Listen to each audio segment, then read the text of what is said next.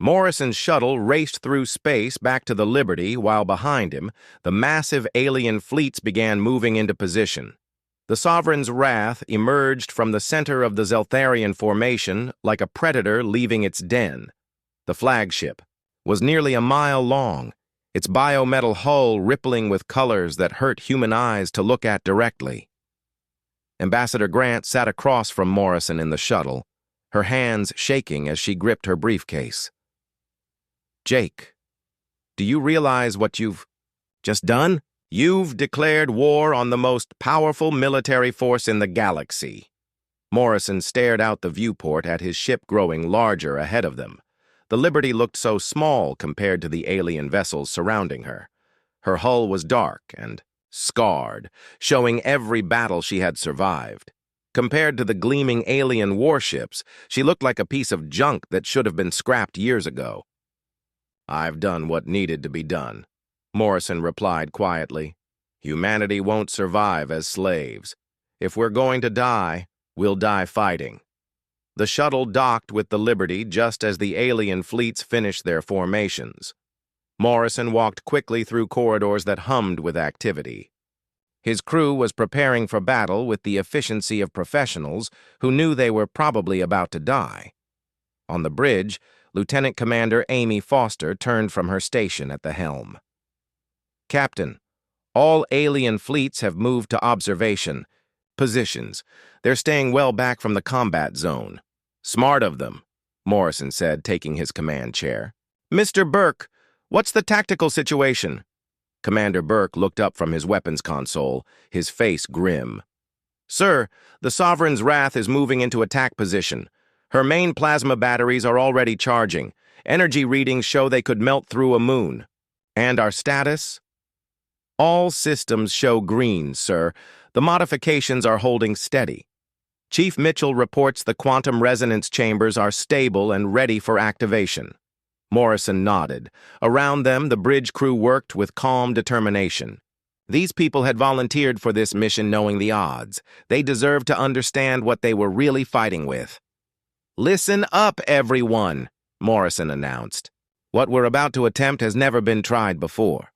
The technology we've installed comes from a derelict ship we found drifting in dead space. The previous crew died trying to understand it, but they left us enough data to make our own modifications." Dr. Carter looked up from her science station. "Sir, should we tell them about the risks?" "They deserve to know." Morrison turned to address his entire crew over the ship's communication system. "All hands, this is the captain. The ancient technology we're using operates on principles that human science barely understands. It might give us power beyond anything in the galaxy, or it might tear us apart at the quantum level. Either way, we're about to find out." The crew responded with determination instead of fear. These were people who had joined the military to protect humanity. They understood that some things were worth dying for. Chief Engineer Mitchell's voice crackled over the intercom from deep in the ship's engine room. "Captain, final systems check complete. The quantum field generators are online. Phase shift. Capability is ready for activation. Whatever happens next, we're as prepared as we'll ever be." On the main view screen, Admiral Vextar's ugly face appeared. The Zeltharian admiral looked confident and amused, like a cat playing with a mouse before killing it. "Captain Morrison," Vextar chittered, "you still have time to surrender. I promise, to make your death quick and painless. Your crew will be allowed to live as servants aboard my ships." Morrison stood up and faced the screen. "Admiral, there's something you should know about humanity. We've been fighting impossible odds since we first learned to walk upright. The thing is, we have a habit of winning." Vextar's mandibles clicked with laughter. "Amusing. Your entire species has been in space for less than 200 years. My people have ruled the stars for over 10,000. We have fought and defeated races that could manipulate matter with their thoughts. What could primitive humans possibly do that would concern me?" "You're about to find out," Morrison replied. The transmission ended. Morrison turned to his crew, seeing the trust in their eyes. They believed in him, and he would not let them down. "Mr. Burke, charge all weapons. Helm, bring us to attack speed. Dr. Carter, begin quantum field initialization. Chief Mitchell, prepare for Protocol 7 activation. The Liberty began to move toward the Sovereign's wrath with deceptive slowness. To outside observers, she looked like an old dog limping toward a fight she couldn't win. Her fusion engines gave off weak energy signatures compared to the bioorganic power systems of the alien ship. The Zeltharian flagship responded by unleashing a display of power meant to intimidate. Energy cascaded along her hull as weapons systems came online. Plasma batteries emerged from hidden ports, each one capable of destroying a city. Biomissiles grew from organic launchers like deadly fruit. Around the combat zone, the alien fleets watched with interest, but no concern. The Croton General had his science officers recording everything for later study. The Voidlings observed with detached curiosity. The smaller races placed bets on how many seconds the human ship would survive. "Sir," reported Lieutenant Phillips, "from communications, we're receiving transmissions from multiple alien fleets. They're all basically expressing condolences for our upcoming deaths." Morrison almost smiled. "How thoughtful of them. Dr. Carter, quantum field status?" "Resonance chambers at 50% and climbing, sir. The ancient technology is responding to our modifications better than we hoped." The Liberty and the Sovereign's wrath approached each other like gunfighters walking toward a duel. The size difference was staggering. The Zeltharian ship was a floating city armed with weapons that could crack planets. The human vessel looked like a toy in comparison. But appearances could be deceiving. "Sir," Burke called out, "they're targeting us with their main batteries. If those hit us at full power—" "They won't," Morrison said with confidence he didn't entirely feel. "Activate the first phase of Protocol 7. Deep within the Liberty's hull, systems that shouldn't exist hummed to life. The quantum resonance chambers began drawing power from sources that human physics couldn't explain. Energy readings spiked beyond anything the ship had ever produced. "Phase 1 active," Dr. Carter reported. "Quantum field integrity holding stable. Sir, I'm reading energy patterns that don't match anything in our databases." The Sovereign's wrath opened fire without warning. Streams of plasma hot enough to melt steel erupted from her weapon ports. The energy beams crossed space in seconds, aimed directly at the Liberty's command section. Morrison gripped his chair as the attack struck home. The bridge lights flickered, and the ship shuddered under the impact. But when the energy cleared, they were still alive. "Shields holding," Burke reported in amazement. "Sir, we just took a direct hit from their primary batteries and barely felt it." Around the combat zone, alien sensors struggled to understand what they were recording. The primitive human ship had absorbed an attack that should have vaporized her completely. Admiral Vextar's confident expression began to change to confusion. "Impossible. No ship that size could generate shields powerful enough to deflect our main weapons." Morrison smiled grimly. "Mr. Burke, return fire. Let's show them what Earth's children can do when we stop playing nice." The Liberty's main guns spoke with authority. Enhanced particle beams lanced out toward the Zeltharian flagship, striking with devastating effect. The energy punched through the biometal hull like it was paper, leaving glowing scars across the ship's surface. Alarms screamed aboard the Sovereign's wrath as damage reports flooded in. For the first time in 1,000 years, a Zeltharian warship had been hurt by an enemy's weapons, but Morrison was just getting started. The real surprise was still to come. The peace talks took place on Neutral Station Epsilon, a massive structure floating at the crossroads of 3 major trade routes. The station was bigger than most cities, built from metal and crystal that gleamed under artificial suns. Representatives from dozens of alien species had come to watch what they all believed would be humanity's final surrender. Captain Morrison walked through corridors filled with beings that made him feel like an ant among giants. The aliens wore advanced suits that let them breathe different atmospheres.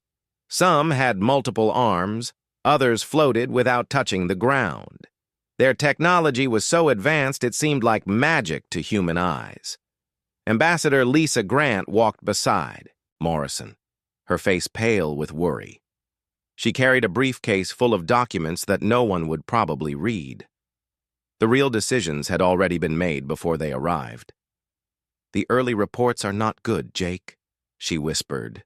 "They're offering us servant status at best. Our colonies would become mining worlds. Our people would be moved to planets they choose for us. Our military would be completely disbanded." Morrison felt his hands curl into fists.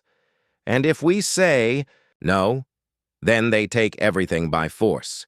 Admiral Vexitar made it clear that just his fleet alone could destroy every human ship in space without breaking a sweat. They entered the main meeting room, a huge chamber with a domed ceiling that showed stars moving overhead. The major alien powers had already taken their seats at an enormous circular table. The Zeltharians dominated the center, their insect bodies gleaming under the lights.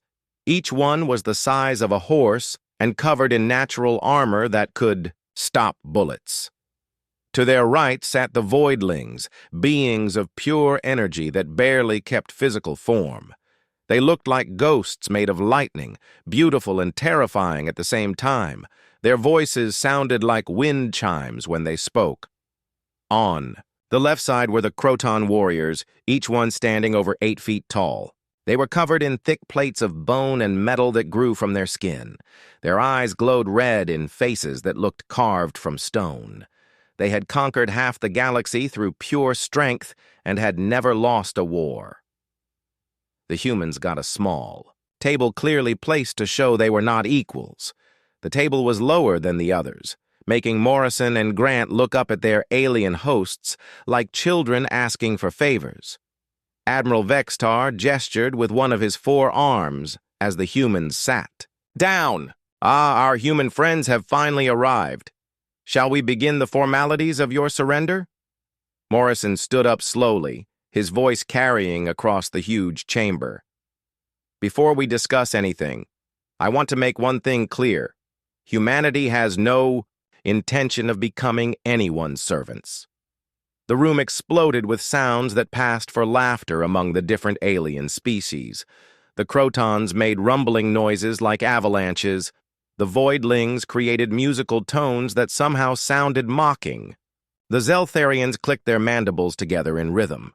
General Thrak of the Crotons slammed his massive fist on the table, creating a sound like thunder. "Humans and their amusing pride. Your entire species has maybe 50 warships. The Zeltharian Empire alone has over 10,000. Numbers aren't everything," Morrison replied, keeping his voice calm. "Are they not?" Vexitar leaned forward, his compound eyes reflecting the lights like broken mirrors. "Perhaps we need a demonstration. My fleet could turn your pathetic ship into dust before your primitive weapons could even power up." Ambassador Grant put a warning hand on Morrison's arm, but he gently moved it away. "You're welcome to try, Admiral, but I should warn you that the Liberty isn't quite what she appears to be." The alien representatives looked at each other with expressions that their translation devices struggled to convert. To most of them, Morrison's words sounded like the desperate lies of a cornered animal. A Voidling representative spoke, its voice like crystal bells. "Captain Morrison, your species uses fusion reactors and metal hulls. Our ships draw power from collapsed stars, and armor made from hardened space itself. What could you possibly have that would concern us?" Morrison smiled, but there was no warmth in it. "That's what we're here to find out." Vexitar rose to his full height, which was nearly 10 feet when he stood on his back legs. "Very well. When these talks end with your inevitable surrender, I will personally oversee the destruction of your ship. Perhaps we will keep a piece for our museums as a reminder of human foolishness." "I look forward to it, Admiral," Morrison said. The formal negotiations began, but nobody was really listening to the diplomatic words being spoken. The aliens were already dividing up human territory among themselves like pirates splitting treasure. The humans were counting down the hours until their secret weapon would be ready. Ambassador Grant tried her best to negotiate better terms, but every offer was worse than the last. The Zeltharians wanted Earth's children sent to alien schools to be properly educated. The Crotons demanded that human colonies provide workers for their mining operations. The Voidlings wanted to study human brains to understand how such a primitive species had reached the stars. "Your people will be relocated to suitable worlds," explained a Zeltharian diplomat whose name sounded like breaking glass. "We have selected several planets with appropriate gravity and atmosphere. They are located in sectors where your primitive technology will not interfere with civilized trade routes." Morrison listened to descriptions of worlds that were basically prison camps, barren rocks where humans would be allowed to exist as long as they caused no trouble. Their children would be taken away to be raised by alien foster families. Their history and culture would be erased within a generation. "And what about our warships?" Morrison asked. General Thrak laughed, a sound like grinding stone. "Your weapons will be melted down for raw materials. Your crews will be retrained for peaceful occupations suitable to their limited intelligence." Deep aboard the Liberty, Chief Engineer Sam Mitchell was making final adjustments to systems that human science could barely understand. The ancient technology they had discovered operated on principles that seemed to break the laws of physics, but somehow their modifications were holding stable. "Status report," Mitchell called to his team. Petty Officer Dan Cooper looked up from a control panel covered in displays that showed impossible readings. "Sir, the quantum chambers are showing green across all systems. The phase generators are stable. Whatever we've built here, it's definitely not standard human technology anymore." Mitchell nodded grimly. "Let's just hope it works when we need it. The captain is betting everything on these modifications." Back in the meeting room, Morrison was listening to Vex Tar describe how human survivors would be allowed to serve as maintenance workers on alien ships. Their job would be to clean the waste systems and repair minor damage. It was meant to be humiliating, and it was working. Of course, Vexitar continued, only the most intelligent humans would qualify for such positions. The rest would be assigned to agricultural work on worlds where thinking is not required. Morrison had heard enough. He stood up slowly, his chair scraping against the floor. Every alien eye in the room focused on him with the attention predators gave to prey. "Admiral Vexitar," Morrison said, his voice cutting through the chamber like a blade. "I formally reject every term you have offered. Furthermore, I challenge you to prove that your empire has the right to make demands of humanity." The silence that followed was so complete that the only sound was the hum of the station's life support systems. Then Vexitar began to laugh, a chittering sound that made human ears hurt. "A challenge? You wish to fight the Sovereign's wrath with your scrap heap of a ship?" Vexitar's mandibles clicked with glee. "Very well, Captain. When I destroy your vessel, your species will learn the price of defying the consortium." Morrison activated his communicator. "Liberty. This is the captain. Execute Protocol 7. The device crackled with Lieutenant Phillips's voice. "Sir, Chief, Mitchell reports all systems are ready. We're standing by for your return." Morrison turned back to the assembled aliens, his expression calm despite the magnitude of what he had just done. "Admiral, you have yourself a fight. One ship against one ship. Let's see what that primitive human engineering can really do." As Morrison and Grant left the meeting room, the alien representatives were already placing bets on how quickly the battle would end. The most generous estimates gave the Liberty 30 seconds before being vaporized. But deep in space, the old human warship was powering up systems that would change everything. The old warship drifted through space like a beaten dog. Her name was the UES Liberty, and she looked every bit as tired as she felt. Scars covered her metal hull from countless battles. patches and welds showed where enemy fire had almost killed her crew. To anyone watching, she seemed ready for the scrap yard. Captain Jake Morrison stood on the bridge and watched the alien ships pass by his vessel. The sleek Zeltharian cruisers moved like sharks through water. Their hulls gleamed with advanced technology that humans could barely understand. Each one was twice the size of the Liberty and armed with weapons that could melt planets. The biggest ship of all was Admiral Vextar's flagship. The aliens called it the Sovereign's Wrath. It was 10 times larger than any human warship and covered in biometal armor that could heal itself when damaged. Looking at it made Morrison feel like a mouse staring at a tiger. "Captain," called Lieutenant Kate Phillips from her station. "The aliens are sending us another message. They're laughing at us again, sir." Morrison's jaw got tight. For 3 long years, humans had been trying to prove they belonged in space alongside the other races. Every meeting ended the same way. The aliens treated humans like children playing with toys they didn't understand. Commander Ryan Burke looked up from his weapons console. His face showed the frustration they all felt. "Sir, that flagship alone could destroy half our entire fleet. Their power readings are off every chart we have."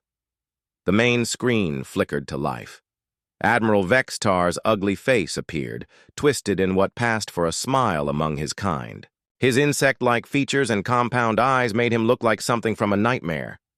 His mandibles clicked together as he spoke. "Ah, the little human ship still follows us like a lost puppy," Vextar said, his voice dripping with mockery. "Tell me, Captain Morrison, does your pathetic vessel even have weapons that could scratch our armor?" Morrison stepped forward. He kept his voice steady even though the insult burned. "We're here for the peace talks, Admiral, just like the Council agreed." "Peace talks," Vextar chittered, making a sound like breaking glass. "Yes, we will discuss the terms of your species' surrender. Perhaps we will let you keep some of your little colonies as pets." The transmission ended, leaving the bridge in angry silence. Morrison could feel his crew watching him. These were good people who had volunteered for what everyone knew was probably a suicide mission. They deserved better than this humiliation. "Sir," whispered Dr. Helen Carter, the ship's chief science officer, "the changes we made to the ship, we still don't know if they'll actually work. We've never tested them in real combat." Morrison nodded. Deep inside the Liberty's hull, hidden from alien sensors, lay humanity's greatest secret. They had found something in the darkness between stars. An ancient ship drifting dead in space, its crew long gone. The technology inside had killed the previous human team that tried to study it. But they had left behind enough data for Earth's best engineers to try something impossible. For months, the best minds humanity had worked in secret. They had torn apart their understanding of physics and rebuilt it. What they had created defied every law of science they knew. If it worked, it would change everything. If it failed, the Liberty and her crew would die in the first few seconds of battle. "Navigation," Morrison ordered. "Take us to the meeting point. Let's get these talks started." The Liberty changed course toward the neutral station where the negotiations would happen. Around them, hundreds of alien warships moved in perfect formation. Their hulls gleamed with energy shields that could stop nuclear weapons. Their crews were trained warriors from races that had conquered the galaxy for thousands of years. None of them paid any attention to the scarred human ship limping along behind them. To the aliens, the Liberty was as harmless as a piece of floating junk.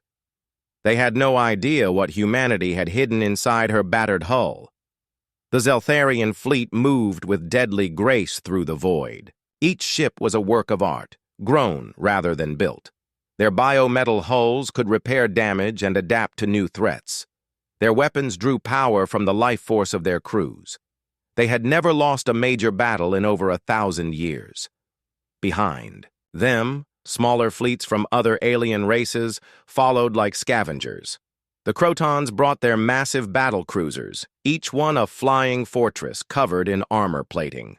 The voidlings sent their energy ships that barely existed in normal space. The Etherians floated in vessels made of crystallized thought. All of them looked down on humanity as a primitive species that had barely learned to leave their home planet. Humans used crude metal ships powered by simple fusion reactors. Their weapons were basic plasma cannons and missile launchers.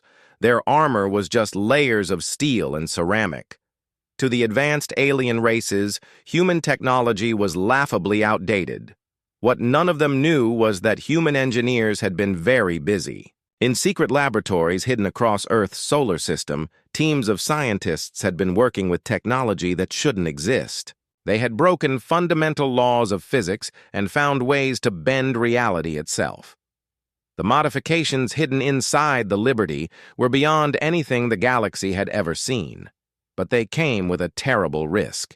The ancient technology was barely understood and completely unpredictable.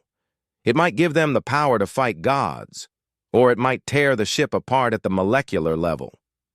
Morrison looked around his bridge at the faces of his crew. These people had families back on Earth. They had lives and dreams and futures, but they had all volunteered to risk everything for humanity's freedom. They deserved to know the truth. "Listen up, everyone," Morrison said quietly. "You all know what we're really here for. The aliens think this is about surrender terms. They think we're going to roll over and accept whatever scraps they throw us. They're wrong." The crew straightened in their seats. They had trained for this moment for months, but hearing it confirmed still sent chills down their spines. "The technology we've installed is untested and dangerous," Morrison continued. "It might not work. It might kill us all. But if it does work, we're going to show these aliens that humanity doesn't kneel to anyone." Dr. Carter spoke up from her station. "Sir, Chief Engineer Sam Mitchell reports that all systems are ready. The quantum resonance chambers are stable, and the phase shift generators are online." Morrison nodded. Around them, the alien fleets continued their casual journey toward the meeting point. They had no idea that they were escorting their own destruction. The battered human warship they ignored was about to become the most dangerous vessel in the galaxy. The Liberty flew on through the darkness, her crew preparing for a battle that would reshape the balance of power among the stars.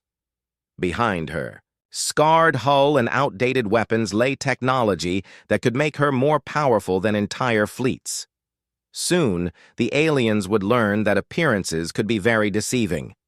Admiral Vex Theron's remaining ships formed a tight circle around his flagship. 150 warships pointed their weapons at the small human vessel that had destroyed his invasion fleet. The alien commander had decided to make his final stand. "All ships concentrate fire on the human vessel," Vex Theron ordered. "We will not be defeated by one primitive ship." Jake watched the enemy formation on his screen. The aliens had learned from their mistakes and were no longer giving the Defiance room to maneuver between them. This would be a direct fight with no clever tricks. "Captain," Amy said quietly, "they have us surrounded. Their weapons are all aimed at us." "I see that. Kevin, is there anything else you can do with your frequency device?" Kevin was sweating as he worked at his controls. "I have one more idea, but it's dangerous. Instead of just jamming their shields, I might be able to turn their own communication network against them." "How?" "If I can create a feedback loop in their communications, it will send fear and confusion directly into their ship systems. The psychological effect would be incredible." Jake understood immediately.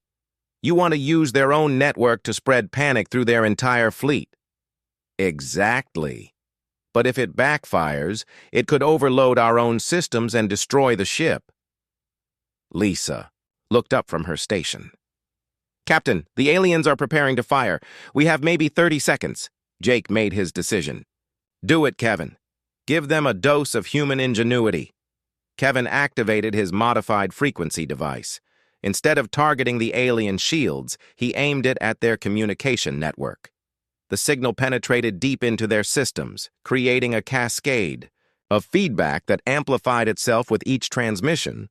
The effect was immediate and devastating. Alien ships began broadcasting panic and fear to each other without realizing it. The emotions spread from ship to ship like wildfire, amplified by their own technology. "It's working," Lisa shouted. "Their communications are filled with fear. Reports, retreat orders, and confusion." On the main screen, Jake could see the alien formation beginning to waver. Ships that had been ready to fight suddenly seemed uncertain. Some began to drift away from the formation. "Now, Amy," Jake ordered. "Hit them while they're confused." Amy targeted the lead ships in the alien formation. The Defiance's phasers struck, with precision, damaging weapon systems and engines. Each successful hit made the aliens more afraid. But Admiral Vex Theron was not finished yet. His flagship opened fire with massive energy cannons that lit up space like lightning. The Defiance shook as energy beams passed close enough to overload their shields. "Sam, we need more power," Jake called out. "I'm giving you everything I can." "Captain, the engines are already running beyond safe limits." The Defiance spun and twisted through space, dodging weapons fire from dozens of alien ships. Amy coordinated their movement with incredible precision, using the gravitational pull of nearby planets to achieve impossible maneuvers. "How are we doing this?" Kevin wondered aloud as they slingshot around a gas giant at tremendous speed.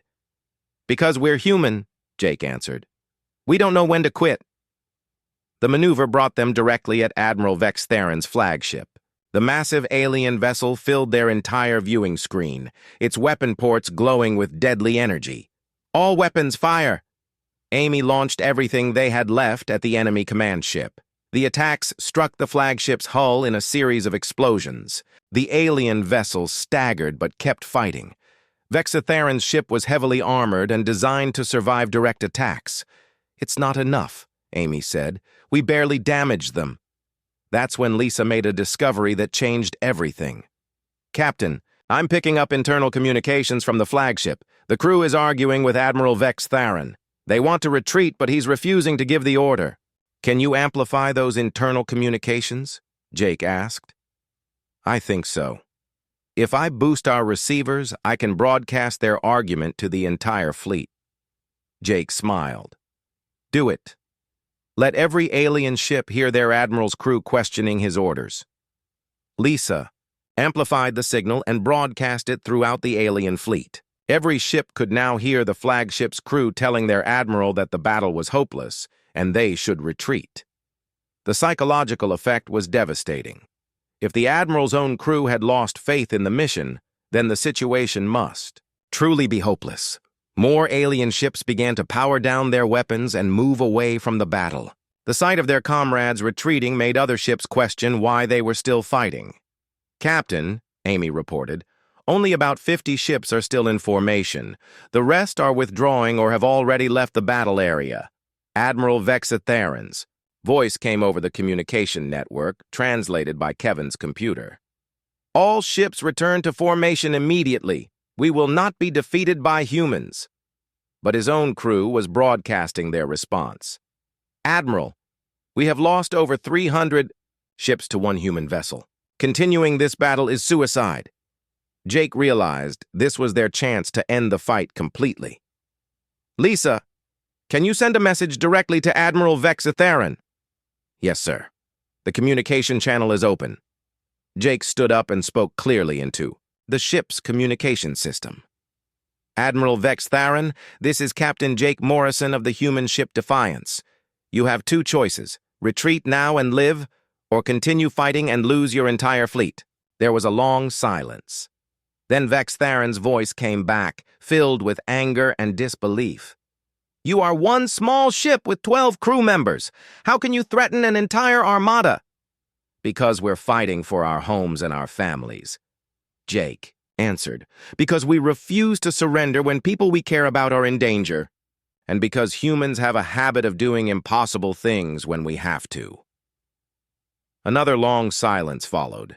Jake could imagine the alien admiral staring at his tactical displays, seeing ship after ship abandoning the battle. The mighty Zephyrian.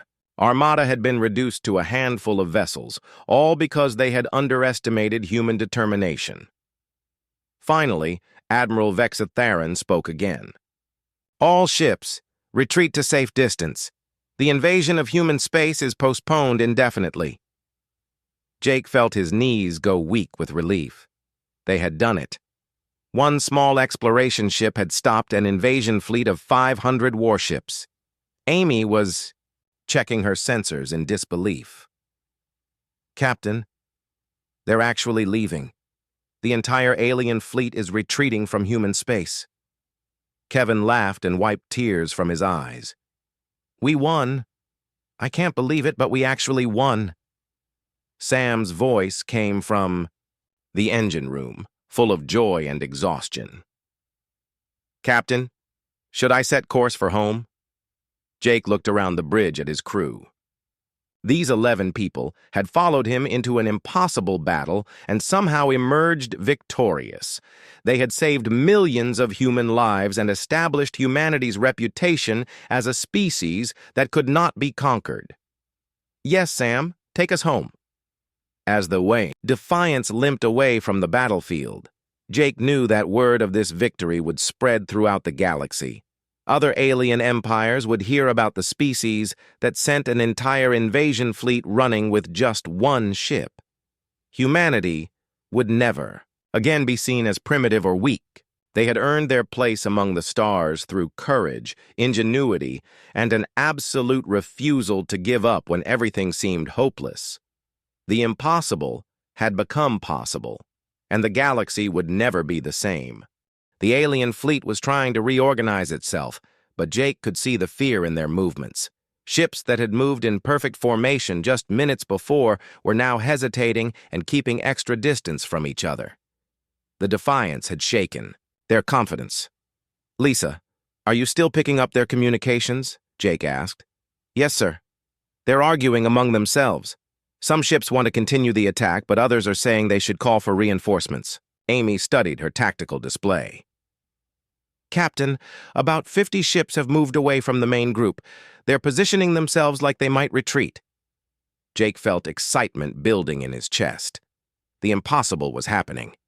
An alien armada that had conquered dozens of worlds was falling apart because 12 humans refused to give up. Kevin, can you modify your frequency device to affect their communications? I think so. If I adjust the signal, I might be able to jam their transmissions or even send false messages. Do it. Confusion is our best weapon right now. The Defiance continued moving through the alien formation, striking at isolated ships and then disappearing before the enemy could respond effectively.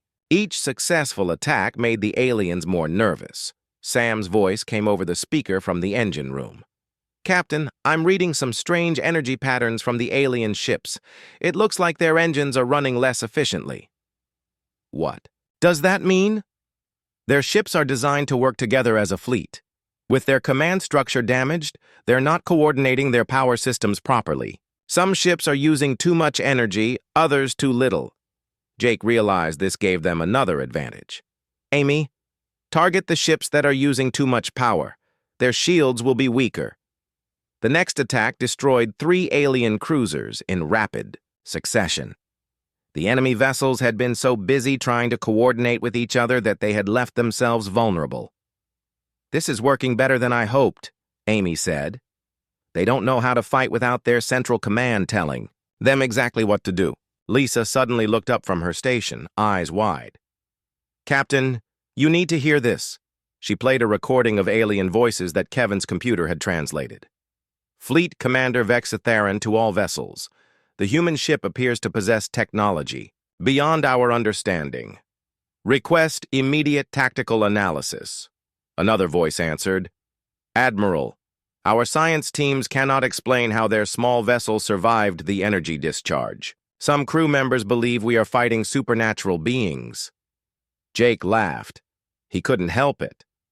The aliens thought humans had magical powers because the Defiance had survived Sam's reactor overload. They think we're using alien technology that they don't understand, he said to his crew. They can't believe that humans could be this creative with basic equipment. Kevin was working frantically at his station. Captain, I've managed to tap into their communication network. I can send false messages that will look like they're coming from their own ships. What kind of messages? Orders to retreat, reports, of human reinforcements, anything that might make them more afraid. Do it. Kevin began broadcasting fake communications throughout the alien fleet. Within minutes, the enemy formation became even more chaotic. Ships started receiving conflicting orders and contradictory information. "This is brilliant," Amy said, watching the aliens on her screen. "Half their ships think human reinforcements are coming. The other half think their own commanders have ordered a retreat." The psychological warfare was more effective than any weapon. The Zephyrian Empire had built their military on strict discipline and unquestioning obedience. When that structure broke down, their soldiers didn't know how to think for themselves. "Lisa, what are they saying now?" "It's chaos, Captain. Different ships are reporting different things. Some say they're under attack by multiple human vessels. Others claim the humans are using invisible ships." Sam's voice came from the engine room again. "Captain, I'm picking up something interesting. Several alien ships are powering down their weapons." "Powering down? Why would they do that, I think?" "They're surrendering." Jake stared at the main screen in disbelief. Alien warships that had been built to destroy planets were shutting down their weapons because they were afraid of one small human exploration vessel. "Amy, confirm what Sam is seeing." Amy checked her sensors carefully. "He's right, Captain. 17. Ships have powered down their weapons and are moving away from the battle area. It looks like they're retreating." The sight of their own ships retreating had an immediate effect on the rest of the alien fleet. If some vessels were running away, then maybe the situation was hopeless. "More ships are powering down," Amy reported. 23 now. No, wait. 31. Jake watched in amazement as more and more alien ships began to withdraw from the battle. The domino effect was spreading through their entire fleet. Kevin looked up from his station with a huge grin. "Captain, I just intercepted a message from one of their ship commanders. He's telling his crew that humans are too dangerous to fight." "Too dangerous?" Lisa laughed. "We're just one little ship." "That's exactly why they're scared," Jake realized. "If one human ship can do this much damage, what would happen if they had to fight our entire fleet?" The aliens were learning the boy, same lesson that every bully eventually learns.